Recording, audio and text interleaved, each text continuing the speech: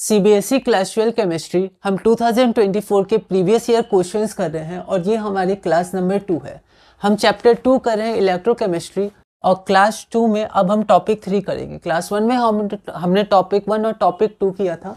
Class 2 में हम लोग टॉपिक 3 करेंगे और ये जो टॉपिक 3 है बहुत ही इंपॉर्टेंट टॉपिक है। इसमें हम लोग नर्स्ट इक्वेशन, केसी और डेल जी नॉट के बारे में पढ़ेंगे। ठीक है, तो इसमें क्वेश्चंस जो आए हैं हम लोग पहले 2 क्वेश्चन करेंगे। ये पहला क्वेश्चन है और ये दूसरा क्वेश्चन है। इसको हम लोग पहले बोर्ड में समझेंगे और समझने के बाद हम लोग पीडीएफ देखेंगे और पीडीएफ के बाद दोबारा बोर्ड में और क्वेश्चंस हैं उनको देखेंगे। तो आज की क्लास में हम लोग पूरे टॉपिक 3 से जो जो क्वेश्चंस हैं वो कंप्लीट करेंगे।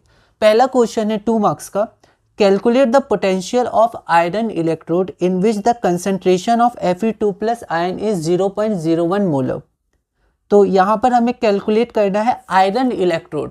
तो यहाँ पर हाफ सेल के बारे में बात हो रही है क्योंकि सिर्फ आयरन इलेक्ट्रोड आपको दिया है, उसका पोटेंशियल आपको दिया। कंसंट्रेशन ऑफ Fe2+ आयन आपको क्या दिया है 0.01 मोलर। एक बार मैं क्वेश्चन को रीड कर देता हूँ। Calculate the potential of iron electrode in which the concentration of Fe2+ ion is 0.01 molar. Given क्या क्या है, तो E नॉट ऑफ Fe2+ से Fe is equal to -0.45 volt at 298 kelvin और गिवन है log 10 इज इक्वल टू 1। तो यहाँ पर देखिए मैंने गिवन लिख दिया है Fe2+ 0.01 molar, E not Fe2+ से Fe -0.45 मोलर, टेम्परेचर और log 10 की वैल्यू नहीं भी दे रही कि आपको ध्यान रखनी है। और E नॉट ऑफ सेल क्या होता है वो हमें फाइंड करना है। टेम्परेचर कभी कभी 298 केल्विन दिया रहता है, कभी कभी हमें नहीं दिया रहता है, पर हम 298 पर ही कैलकुलेशन करेंगे।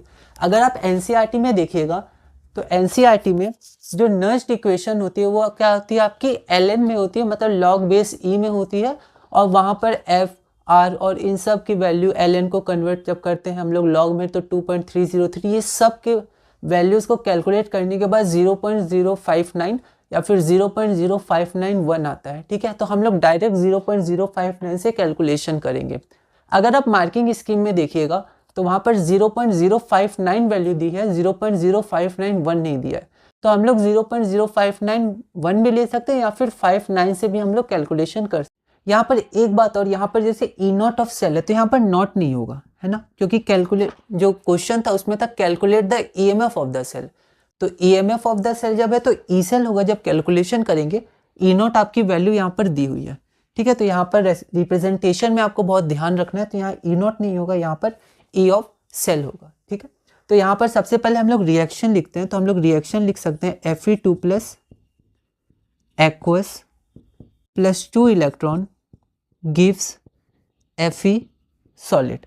अब इसके बाद हम लोग नर्स्ट इक्वेशन लिखेंगे। तो नर्स्ट इक्वेशन क्या हो जाएगा, E of cell is equal to E not of cell. PDF में मैंने अच्छे से लिखा है। ठीक है, पहले फॉर्मूला उसके बाद कैलकुलेशन, यहाँ हम लोग डायरेक्ट करते हैं। तो ई नॉट ऑफ सेल कितना है -0.45। आप यहाँ वोल्ट भी लिख सकते हैं या लास्ट में हम लोग वोल्ट लिख देंगे माइनस।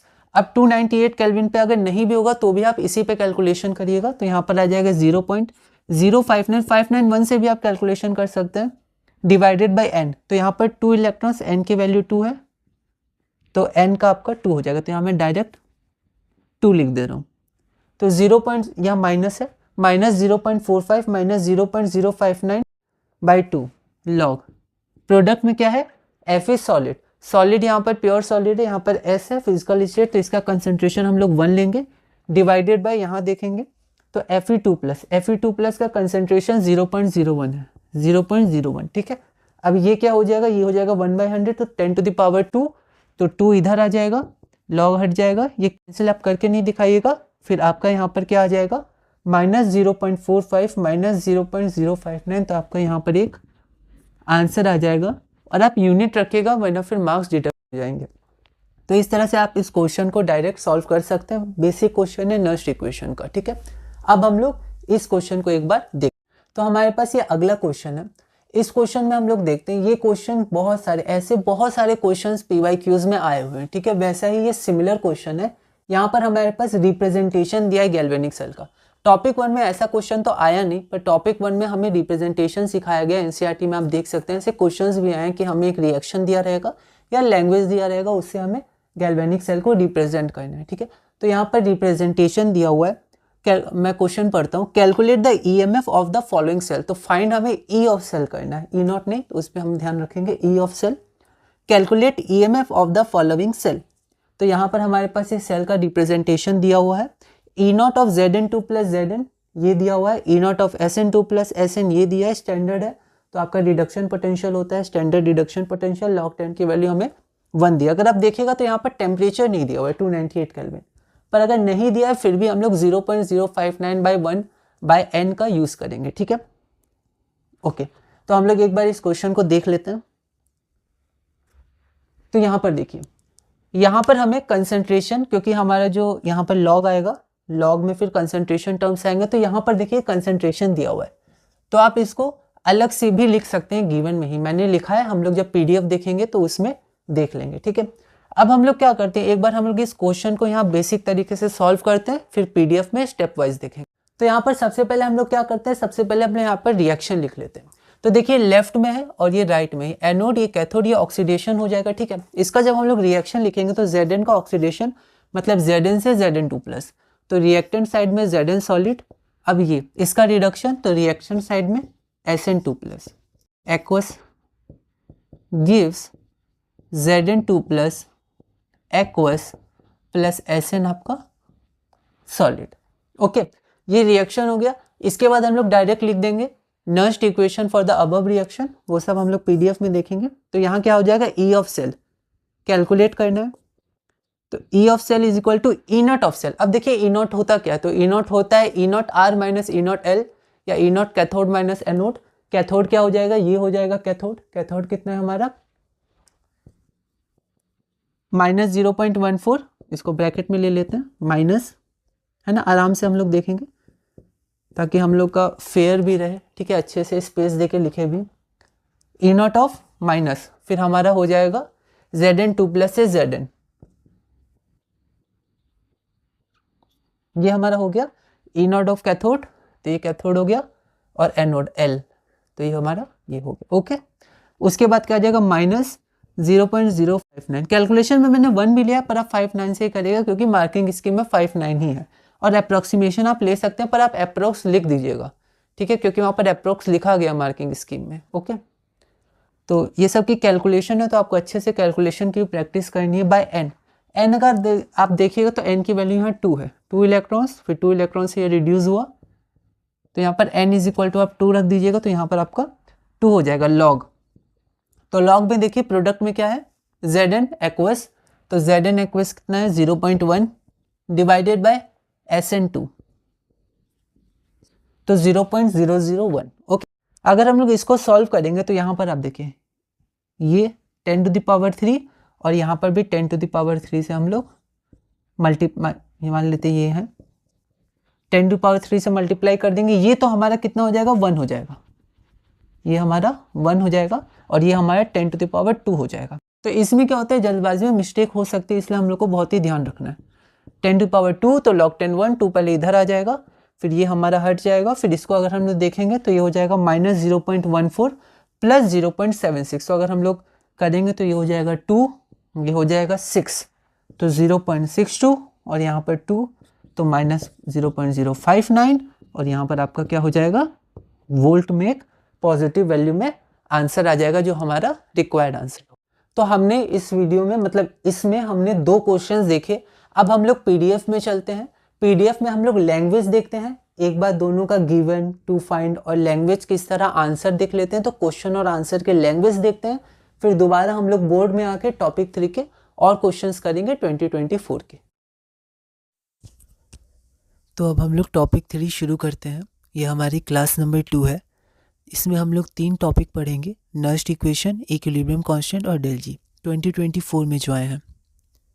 14 नंबर क्वेश्चन है, मतलब ऐसे जो सीरियल वाइज 27 टोटल क्वेश्चन है उसमें 14 नंबर है। ऐसे पहला क्वेश्चन है, calculate the potential of iron electrode, यहाँ पर हाफ सेल है, in which the concentration of Fe2 plus ion is 0.01 molar, E naught of Fe2 plus Fe हमें गिवन है 298 केल्विन पे, log 10 की वैल्यू 1 है।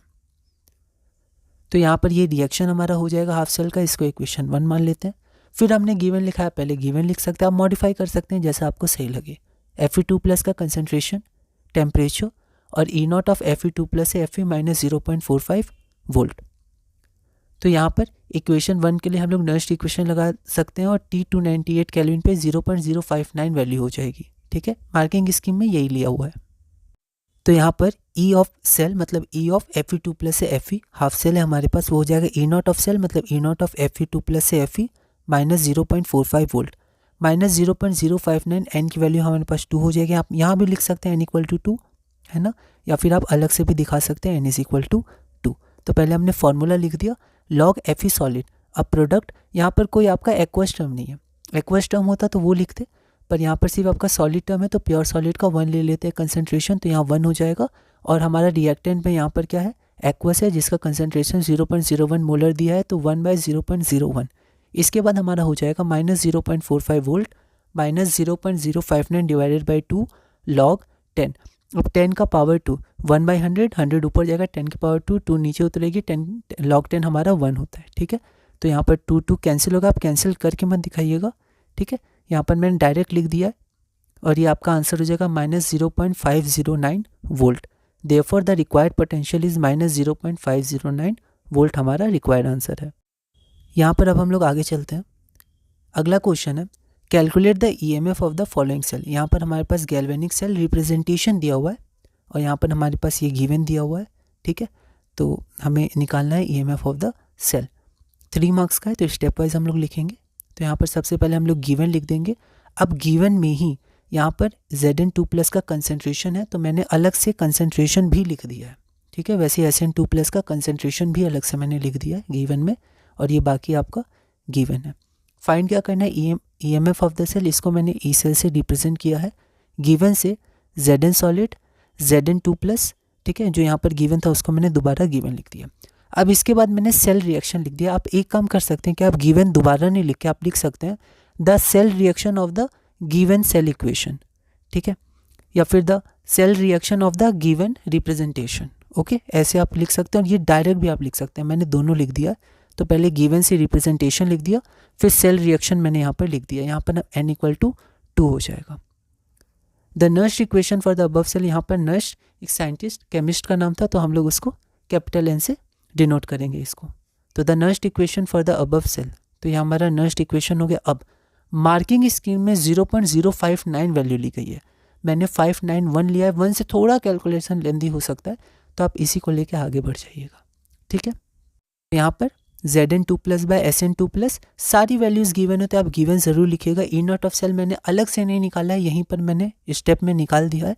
अलग से भी आप निकाल सकते थे, इक्वेशन 1 या 2 मान के फ्रॉम 1 या 2 आप लिख सकते हैं। कैथोड माइनस एनोड होता है तो cathode Sn2 plus Sn, anode Zn2 plus Zn, सारी वैल्यूज़ हमारे पास यहाँ पर गिवन है। यहाँ पर आप फिर से गिवन लिख दीजिएगा, मैंने नहीं लिखा पर आप गिवन यहाँ पर लिख दीजिएगा। ठीक है, फिर यहाँ पर आप वैल्यूज़ पुट कर दीजिएगा। अच्छा, यहाँ पर मैंने गिवन नीचे लिख दिया है। ठीक है, पर आप यहाँ भी लिख सकते हैं क्योंकि यहाँ पर पुट हुआ है तो आप इसको यहाँ लिख सकते हैं एक बार गिवन। ठीक है, और लॉग 10 के लिए यहाँ मैंने गिवन लिख दिया। तो 0.62 माइनस 0.0591 मैंने 1 लिया इसलिए आंसर ये आया। ठीक है, आप आंसर इसको निकाल सकते हैं 1 आप नहीं लेंगे तो। और यहाँ पर आपका वोल्ट। ठीक है, अगर आप यूनिट नहीं लिखेंगे तो आपका मार्क्स डिडक्ट हो जाएगा। तो ये हमारा आंसर हो गया।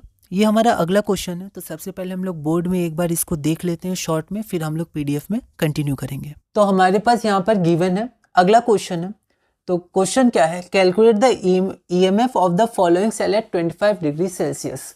तो यहाँ पर गिवन में हम लोग लिख सकते हैं T is equal to 25 degree Celsius. अगर नहीं भी दिया रहेगा तो जैसे पिछले क्वेश्चन में देखा हम लोग 0.059 से ही कैलकुलेशन करेंगे। बिल्कुल सिमिलर क्वेश्चन है पिछला जैसा। क्वेश्चन क्या है, calculate the EMF of the following cell at 25 degree Celsius. तो यहाँ पर हमारे पास ये रिप्रेजेंटेशन दिया हुआ है सेल का।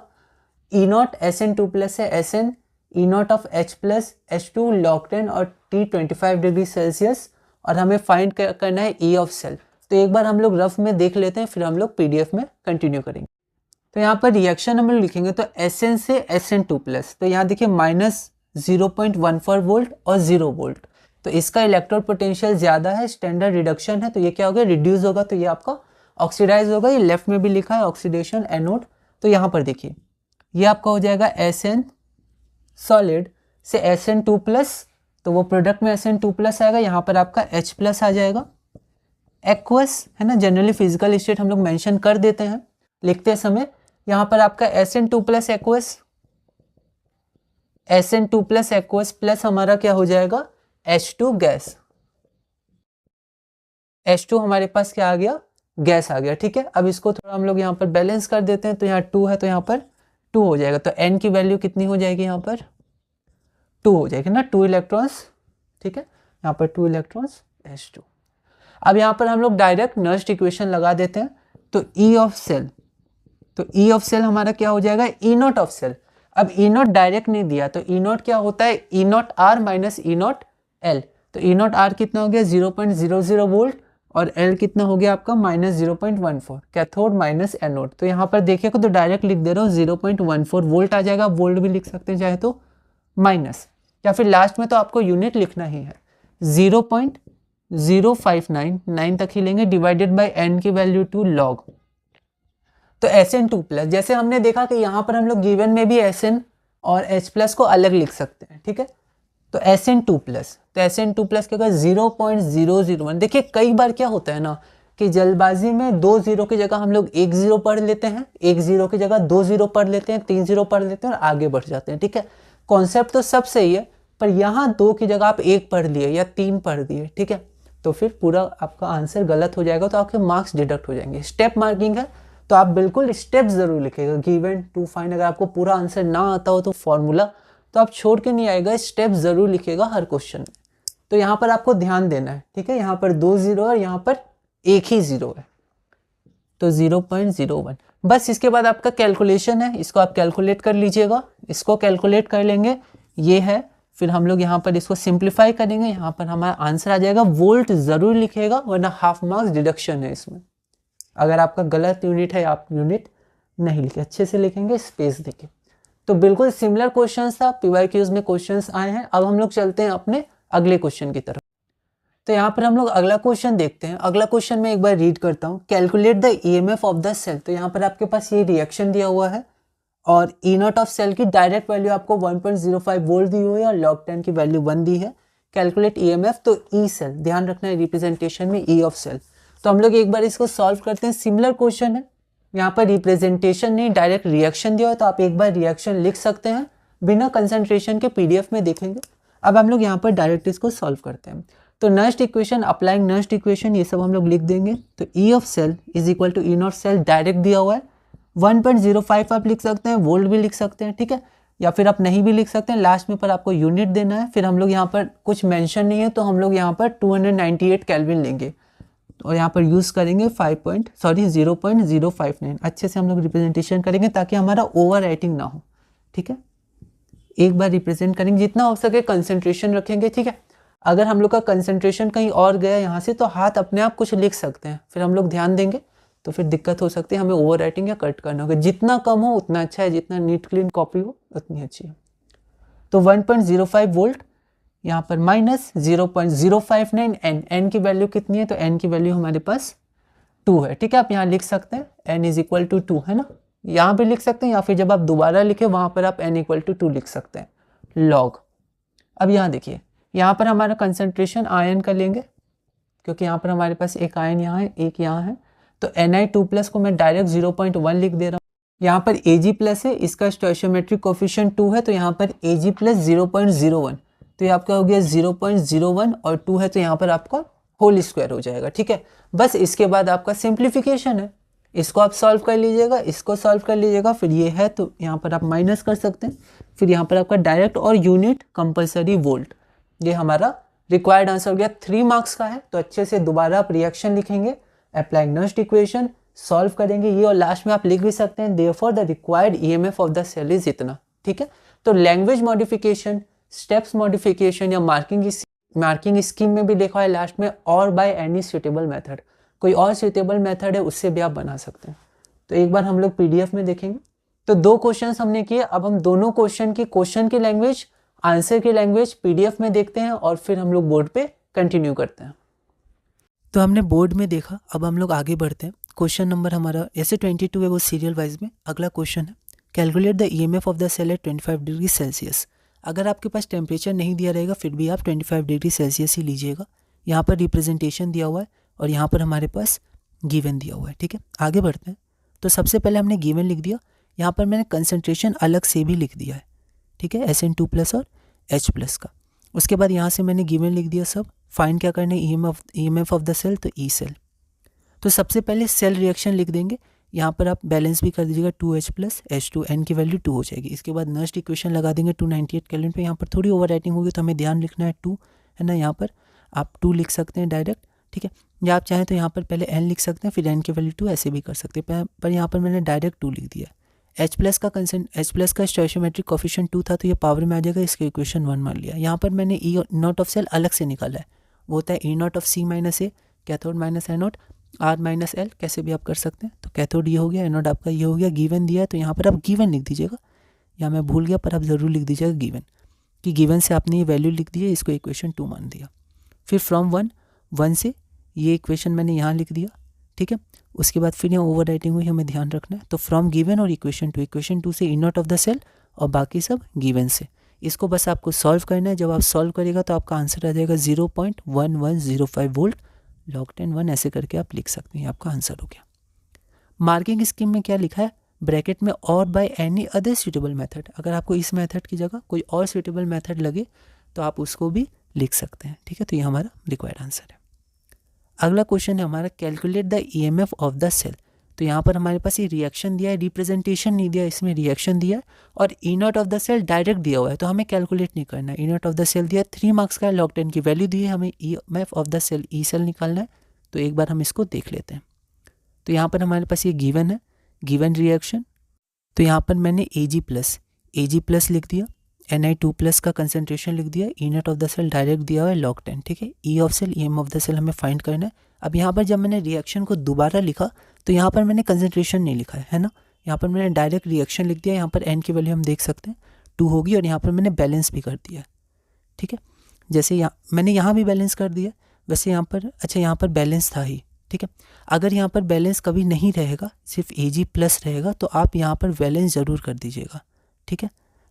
कभी कभी क्या होता है, Ni सॉलिड और सिर्फ Ag+ दिया रहता है, 2 नहीं लिखा रहता है। तो अगर ऐसा लिखा रहेगा तो हम लोग क्या करेंगे, 2 उसको लिख के स्टोइशियोमेट्रिक कोफिशिएंट बैलेंस कर देंगे, N = 2। तो the Nernst equation for the above reaction, Nernst equation put कर देंगे, N की वैल्यू 2। टेम्परेचर अगर हम लोग देखें तो यहाँ पर हमें नहीं दिया हुआ है, देख सकते हैं आप, पर नहीं दिया रहा है, फिर भी 25 डिग्री सेल्सियस या 298 केल्विन पे ये कैलकुलेशन तभी आता है, आप NCERT में देख सकते हैं। यहाँ पर Ni2+ Ag 2Ag+ था तो 2 चला जाएगा पावर में। उसके बाद बस आपको गिवन, यहाँ पर गिवन लिख दीजिएगा, ये मैं छोड़ दे रहा हूँ लेकिन आपको लिख देना है ना। यहाँ पर गिवन से आपने लिखा 10 की पावर 3 इधर आएगा, log 10 की वैल्यू 1 हो जाएगी। इसके बाद बस कैलकुलेशन है तो आपका आंसर आ जाएगा 0.9615 volt.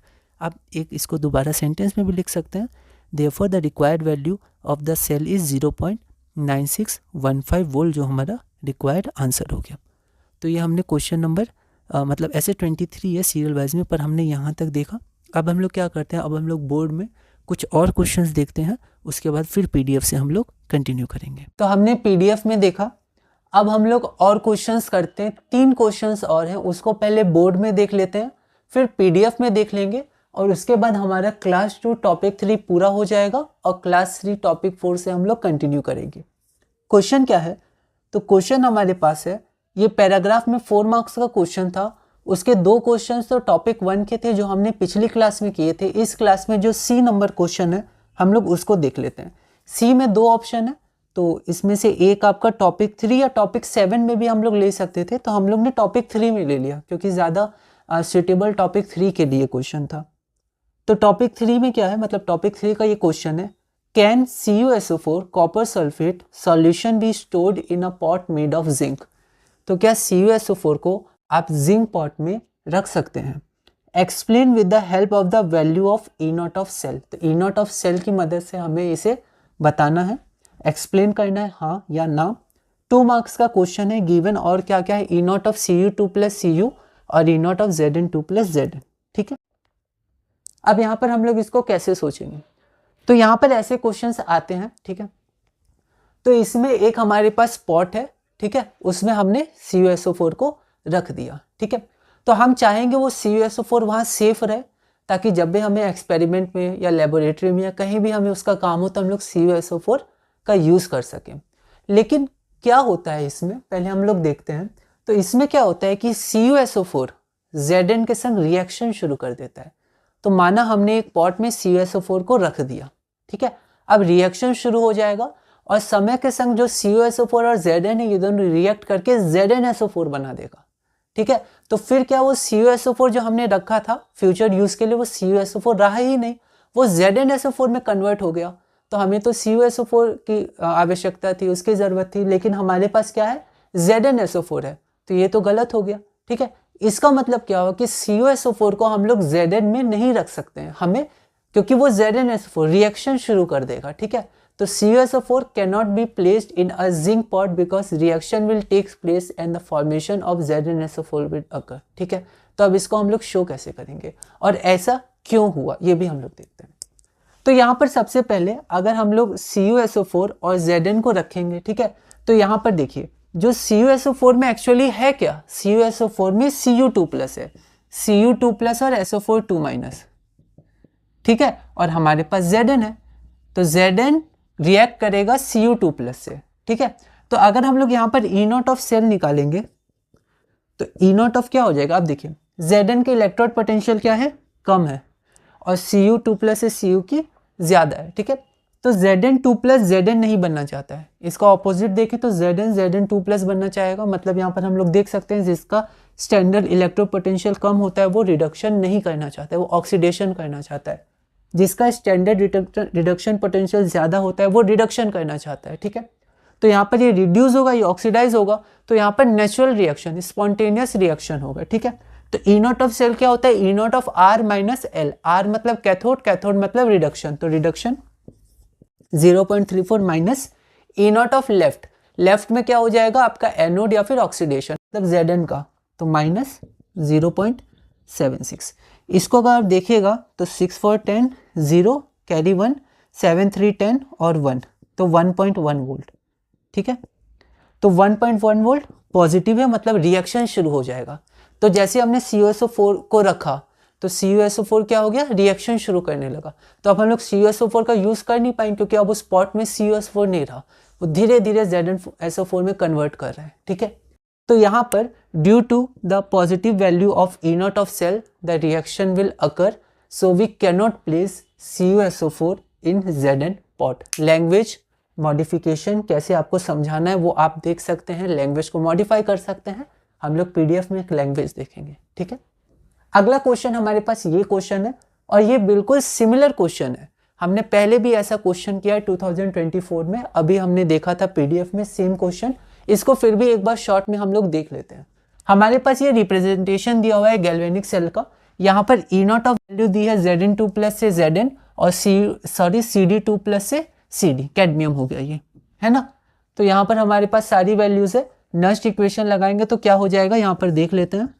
E of cell is equal to E0, तो E0 ऑफ सेल हो जाएगा R - L, R हो गया माइनस 0.40 माइनस L, L हमारा ये हो गया, तो माइनस 0.40 मैं डायरेक्ट लिख दे रहा हूँ minus of minus that is plus 0.76 volt minus. अब हमारे पास टेम्परेचर नहीं दिया हुआ है पर हम लोग 298 केल्विन ही लेंगे और यूज करेंगे हम लोग 0.0591 डिवाइडेड बाय n। n की वैल्यू आप यहाँ पर रिएक्शन लिख दीजिएगा, PDF में हम देख लेंगे, एक बार रिएक्शन लिख दीजिएगा तो n की वैल्यू हमारी कितनी हो जाएगी, 2 का एक्सचेंज हो रहा है, 2 इलेक्ट्रॉन्स पार्टिसिपेट कर रहे हैं, ठीक है।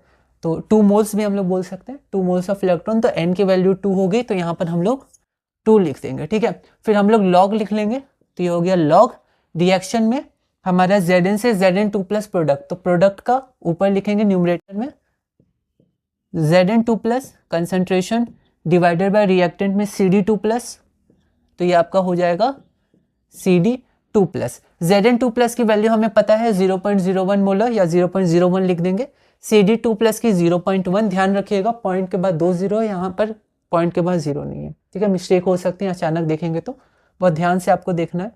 फिर ये वैल्यूज हमें पता है, इसका कैलकुलेशन कर लीजिएगा तो यहाँ पर आपका फाइनल रिजल्ट आ जाएगा और ये आपका किस में आएगा, वोल्ट में आएगा, तो आपको बहुत ही ध्यान रखना है, ठीक है, यूनिट्स लिखना है। सिमिलर क्वेश्चन ऐसा हमने किया है, तो ये 2 क्वेश्चन हो गए, एक क्वेश्चन और है उसको हम लोग बोर्ड पे देख लेते हैं, फिर PDF, फिर ये क्लास हम लोग यहीं तक रखेंगे। तो ये हमारा लास्ट क्वेश्चन है टॉपिक 3 का। एक बार हम लोग और इस क्वेश्चन को देख लेते हैं, फिर हम लोग पीडीएफ में आगे बढ़ेंगे। यहाँ पर हमारे पास ये रिएक्शन दिया हुआ है और रिएक्शन में हमारे पास क्या दिया हुआ है, तो E0 ऑफ Fe2+ से Fe, हमारे पास एक इसका आयरन का स्टैंडर्ड इलेक्ट्रोड पोटेंशियल दिया Fe2+ से Fe, फिर Ag+ का हमें दिया हुआ है 1 फैराडे की वैल्यू दी। ये सब वैल्यू आपको ध्यान भी रखनी है, अगर नहीं दिए रहे फिर भी। तो हमें निकालना क्या है, तो देखिए इसमें थोड़ा अलग क्वेश्चन है कि यहाँ पर हमें log Kc और डेल G0 R, मतलब रिएक्शन का डेल G0 हमें निकालना है, ठीक है। अब हमने PYQs में देखा था कि ये जो इक्विलिब्रियम हमारे पास कांस्टेंट है, इसकी पहले डायरेक्ट वैल्यू पूछी जाती थी, तो log Kc की वैल्यू के बाद आपको एंटी लॉग निकालना पड़ता था। लेकिन अभी कुछ सालों से, ठीक है, Kc की वैल्यू हमें नहीं पूछी जाती है, हमें log Kc की वैल्यू पूछी जाती है, ठीक है, क्योंकि एंटी लॉग टेबल्स ये सब नहीं दिए जाते हैं, तो डायरेक्ट आपको Kc करनी, log Kc की वैल्यू सब पूछी जाती है, ठीक है। तो यहाँ पर log Kc की वैल्यू पूछी गई है और यहाँ पर डेल G0 या R मतलब रिएक्शन के लिए आपको ये नहीं भी दिया रहेगा तो भी डेल G0 की वैल्यू आपको पता करनी है। तो यहाँ पर हम लोग देखते हैं, तो फॉर्मूलाज आपके पास बहुत इंपॉर्टेंट है, आप चार्ट में लिख सकते हैं और प्रैक्टिस कर सकते हैं, ठीक है, उनको रिवाइज कर सकते हैं जब भी आपको समय मिले। तो ये क्या होता है, -NF E0 ऑफ सेल। अब इस रिएक्शन के लिए आप देख सकते हैं कि हमारा n कितना होगा, n की वैल्यू 2 होगी, ठीक है। तो इस रिएक्शन के बाद आप बैलेंस भी कर दीजिएगा, क्यों, क्योंकि यहाँ पर 2 इलेक्ट्रॉन्स मतलब 2 मोल ऑफ इलेक्ट्रॉन है, तो यहाँ पर हाफ सेल में 2Ag+ और 2Ag होगा, ठीक है। तो आप गिवन में तो यही लिख दीजिएगा, फिर दोबारा जब लिखिएगा तो दोबारा आप जब इसको यहाँ लिखिएगा तो आप इसको बैलेंस कर दीजिएगा, ठीक है। तो यहाँ पर n की वैल्यू हमारे पास 2 होगी, तो -2 into 96,500 into E0 of cell. E0 of cell क्या हो जाएगा, E0 of R minus E0 of L, cathode minus anode, तो कैथोड रिडक्शन, तो ये रिडक्शन हो रहा है, तो Ag+ 0.80 माइनस Fe2+ Fe, तो माइनस और माइनस प्लस, तो प्लस 0.44 वोल्ट। अब यहाँ पर डेल G0 या फिर डेल G0 R है, तो यहाँ पर इसका यूनिट क्या हो जाता है, जूल पर मोल। तो डायरेक्ट आप लास्ट में इसके यूनिट आप लोग लिख सकते हैं, ठीक है।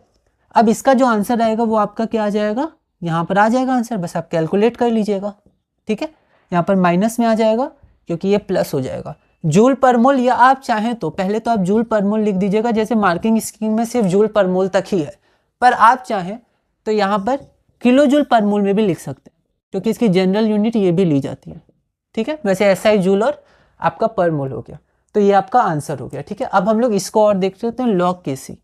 तो हमारा log Kc देखते हैं, तो टेम्परेचर हम लोग क्या लेंगे, 298 केल्विन लेंगे, ठीक है। तो यहाँ पर हमारा log Kc क्या होता है, माइनस नहीं n E0 of cell divided by 0.059, ये हमारा log Kc की वैल्यू हो जाए। तो ये हमारा n E0 ऑफ सेल 0.059, ठीक है। माइनस प्लस आप ध्यान रखिएगा, यहाँ पर हमारा ये डायरेक्ट वैल्यू होती है, यहाँ पर हमारा माइनस के साथ होती है डेल G0 ऑफ रिएक्शन, ठीक है। अब यहाँ पर हम लोग वैल्यूज पुट कर देंगे, n की वैल्यू हमारी 2 हो गई, ठीक है। E0 of cell, E0 of cell हमने यहाँ पर अलग से निकाला था, मतलब इसके साथ ही निकाला था, अलग से नहीं निकाला था। अगर आप अलग से निकालिएगा, इक्वेशन 1 मान लीजिएगा, तो फ्रॉम 1 भी आप यहाँ लिख सकते हो, वरना यहाँ पर आप गिवन लिख दीजिएगा, है ना। ये सब नहीं भूलना है हमें, क्योंकि इंपॉर्टेंट होते हैं 2 मार्क्स 3 मार्क्स, इन सब में हमें ध्यान रखना है, तो ये सब नहीं भूलना है, गिवन। तो यहाँ पर E0 की वैल्यू 0.80 प्लस 0.44, तो अगर आप देखिएगा तो यहाँ पर 4 आ जाएगा, 2 कैरी 1 1.24 डिवाइडेड बाय 0.059। तो यहाँ पर log Kc है, तो डायरेक्ट log Kc की वैल्यू कितनी आ जाएगी, ठीक है। तो ये बेसिक क्वेश्चन आपका हुआ, ठीक है। आपको फॉर्मूला ध्यान रखना है, आपको गिवन और टू फाइंड लिखने हैं, 3 मार्क्स 2 मार्क्स में आप लिख सकते हैं, पर 3 मार्क्स के क्वेश्चन में आपको जरूर लिखना है। 5 मार्क्स से डायरेक्ट क्वेश्चन तो नहीं पूछे जाते हैं, अब पार्ट वाइज पूछे जाते हैं, पर अगर पूछे जाए तो वहाँ तो आपको बिल्कुल लिखना है। लेकिन अब क्योंकि मैक्सिमम 3 मार्क्स के ही रहते हैं, 4 मार्क्स में भी पार्ट वाइज आ जाते हैं, 1 मार्क्स 2 मार्क्स ऐसे करके, तो मैक्सिमम जो एक पर्टिकुलर क्वेश्चन रहता है वो 3 मार्क्स का ही रहता है, ठीक है। तो आपको हर बार उसमें लिखना है, 2 मार्क्स में भी आप लिख सकते हैं, ठीक है। आप लैंग्वेज मॉडिफाई कर सकते हैं, मार्किंग स्कीम में लिखा है, अगर कोई और सुटेबल मेथड है आप उसको भी यूज़ कर सकते हैं, ठीक है। तो ये हमारा टॉपिक 3 पूरा हुआ। Nernst equation Kc, log Kc generally होता है पर इक्विलिब्रियम कांस्टेंट टॉपिक में, और डेल G0 या डेल G या डेल Gr0। तो क्लास 2 में टॉपिक 3 हमने पूरा किया। अगली क्लास में हम लोग टॉपिक 4 और टॉपिक 5 एक साथ लेंगे क्योंकि वो कनेक्टेड है थोड़े, ठीक है। वहाँ पर हम लोग मोलर कंडक्टिविटी उसका variation with dilution, very important, confusion होता है, ध्यान रखना है हमें। और उसके बाद हमारा अल्फा का कैलकुलेशन और उससे रिलेटेड जितनी भी बातें हैं जो इसमें आई है, स्पेसिफिकली हम लोग 2024 में कर रहे हैं। नेक्स्ट इक्वेशन के और भी क्वेश्चंस हैं, पर जो 2024 में आए वही हम लोग किए, वैसे हर टॉपिक हम लोग करेंगे। तो इस वीडियो में हमने इतना किया। अगली वीडियो में हम लोग क्लास 3 टॉपिक 4 से कंटिन्यू करेंगे। अब हम लोग PDF में देख लेते हैं और धीरे धीरे हम लोग इस चैप्टर 2 इलेक्ट्रोकेमिस्ट्री में आगे बढ़ेंगे। तो अब हम लोग PDF में देखते हैं। तो ये जो क्वेश्चन था CuSO4 इन Zn का पॉट Zn में, तो ये आपका पैराग्राफ क्वेश्चन था, 4 मार्क का क्वेश्चन था। इसमें 3 पार्ट थे ABC। तो यहाँ पर जो A है वो A और B तो टॉपिक 1 का था, इसको हमने कर लिया था पिछली क्लास में। ये जो हमारा C है वो हम लोग टॉपिक 7 या टॉपिक 3, तो हम लोग टॉपिक 3 में कर रहे हैं कंसिडर। तो टॉपिक 3 का ये क्वेश्चन है और C में आपके पास एक ऑप्शन और था, तो वो हम लोग देखेंगे, वो और टॉपिक का क्वेश्चन था। तो C का क्वेश्चन क्या है, can CuSO4 solution be stored in a pot made of zinc. तो ये पैराग्राफ क्वेश्चन है, आप इसको एक बार पढ़ सकते हैं, ठीक है। तो यहाँ पर explain with the help of, explain करना है with the help of E0 of cell, ये वैल्यूज़ हमें गिवन है 1, 1, 2, तो ये 2 मार्क्स का है। तो हम लोग इसको देखते हैं। तो सबसे पहले गिवन लिख दिया, उसके बाद हम लोग ये रिएक्शन चाहें तो लिख सकते हैं या फिर आप चाहें तो रिएक्शन नहीं भी लिख सकते हैं, डायरेक्ट E0 वैल्यू लिख सकते हैं। पॉजिटिव है तो रिएक्शन अपना हो जाएगा, रिएक्शन आपको पूछा नहीं गया क्या होगा और आपका क्या इक्वेशन है। पर चाहे तो आप ये रिएक्शन लिख सकते हैं, the reaction can be written as इतना, E0 ऑफ सेल आपका इतना हो जाएगा, ठीक है। ये आपका Zn का क्या होगा, ऑक्सीडेशन, इसका रिडक्शन हो जाएगा। तो ये आपका कैथोड जहाँ रिडक्शन होता है माइनस एनोड जहाँ ऑक्सीडेशन होता है, तो इसका आंसर 1.10 वोल्ट आ जाएगा, पॉजिटिव है। और अगर ये पॉजिटिव है तो आपका रिएक्शन हो जाएगा, आपको यहाँ गिवन लिख देना है। तो उसके बाद E0 ऑफ सेल आपका कितना है 1.10, ग्रेटर देन 0 है तो रिएक्शन हो जाएगा। तो as E0 of cell is greater than 0 the reaction takes place, क्योंकि लिखा था explain with the help of E0 of the cell, तो यहाँ पर 1 मैंने लिख दिया क्योंकि यहाँ रिएक्शन मैंने शो किया है।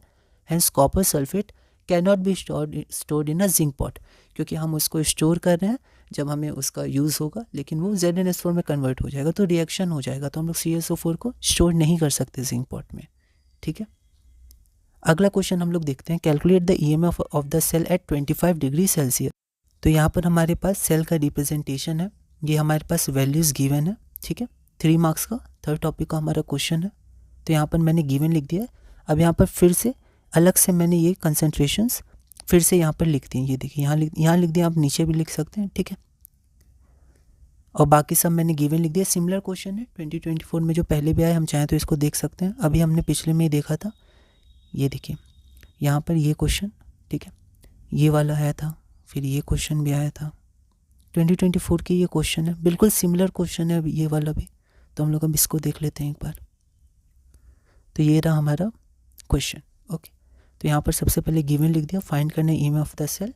यहाँ पर मैंने अलग से E0 of the cell calculate किया है, इसको मैंने इक्वेशन नंबर 1 मान लिया। अब ओवरऑल सेल रिएक्शन पहले मैंने यहाँ लिख दिया है n=2, ये भी वैल्यू लिख दी। इसके बाद इस इक्वेशन के लिए हम लोग नर्स्ट इक्वेशन लगा देंगे। तो the Nernst equation for the above cell reaction can be written as, तो ये हमारा हो गया, ये गिवन हो गया, ये हमारा 1 से ले लिया। 1 से हमने क्या लिया, तो देखिए 1 से हमने लिया E0 ऑफ द सेल, जो यहाँ हम लोग पुट कर देंगे, और ये जो वैल्यू हमने ली ये हमने क्या लिया, गिवन से लिया। इसके बाद आपको आराम से सॉल्व करना, देखिए यहाँ -2 आएगा। जनरली क्वेश्चन में 10^2, 10^3 या सिर्फ 10 आता था, 10^-2 आएगा, तो 2 तब इधर जाएगा तो ये पॉजिटिव में आ जाएगा। तो आपका यहाँ पर आंसर 0.419 वोल्ट होगा। आप चाहें तो एक लाइन और लिख सकते हैं, hence the required value of E of cell is 419 volt. बहुत ध्यान रखना है, ऐसा नहीं 19 यहाँ या 9 लिख दिया, कंसंट्रेशन हमें बहुत रखना है, ठीक है, ओके। अब ये हमारा लास्ट क्वेश्चन है टॉपिक 3 का। इसमें हमें ΔG0 या फिर ΔRG0 और log Kc की वैल्यू हमें निकालनी है। रिएक्शन गिवन है, ये वैल्यूज़ गिवन है, तो एक बार हम लोग देख लेते हैं। 1F की वैल्यू जनरली गिवन होती है, नहीं भी गिवन होगी तो आपको ध्यान रखना है। अब ये हम पर गिवन, यहाँ पर देखिए इक्विलिब्रियम का साइन है, कोई दिक्कत नहीं है, ठीक है। बाकी जितना भी था सब मैंने यहाँ पर लिख दिया है।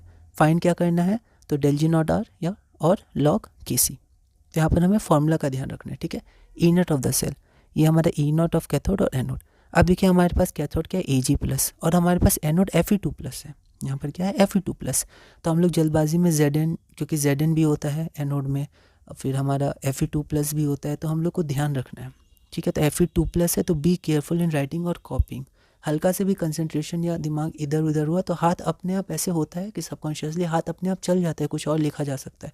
तो आपको बहुत ही ध्यान रखना, फिर आपको ओवर राइटिंग या कट या अलग तरह से बनाना होगा ताकि हम लोग उसको लिख पाएँ अच्छे से। तो आपको ध्यान रखना है।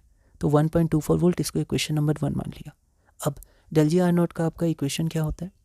तो डेल जी नॉट आर का तो minus n F E not of cell, ठीक है। तो यहाँ पर एन की वैल्यू 2, एफ की वैल्यू गिवन है, ई नॉट की वैल्यू ये रही, फ्रॉम 1 गिवन रिएक्शन के लिए एन इक्वल टू 2 है, यहाँ मैंने लिख दिया। जूल पर मोल ऐसा यूनिट होती है, पर आप चाहें जैसे एनसीईआरटी में मतलब मार्किंग स्कीम में आपका यहीं तक है, किलो जूल पर मोल नहीं दिया, पर मैंने फिर भी किलो जूल पर मोल लिख दिया, पर आप चाहें तो यहीं तक से भी लिख सकते हैं जो मार्किंग स्कीम है। तो डेल जी नॉट आर आपका इतना हो जाएगा।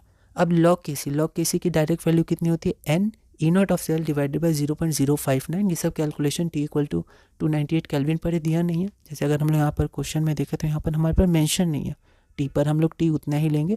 तो टी 298 केल्विन पे आपका डायरेक्ट लॉग के सी की वैल्यू हो जाती है n E not of cell divided by 0.059।